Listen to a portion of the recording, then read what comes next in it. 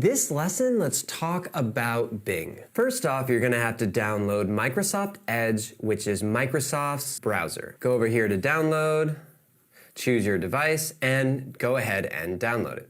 If you don't already have one, you'll have to create a Microsoft account of some kind, so I went ahead and set up an @Outlook email account. Now that you've signed in with your Microsoft email, go ahead and click the Bing icon in the top right. This will open up the Bing chat window. Here we have the 3 different modes that you can use Bing in and 3 different ways that you can use Bing up top. We have Insights, Compose, and Chat. Scroll down in Chat and you can choose Creative, Balanced, and Precise.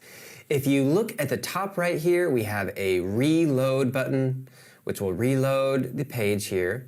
We have the 3 icons, which allows you some further customization to snooze, notifications, permission, terms of use, feedback, and you can get rid of the Bing window by just clicking the X here. I'm so excited that Bing is finally released, and I can't wait to show you its functionality in the next lessons.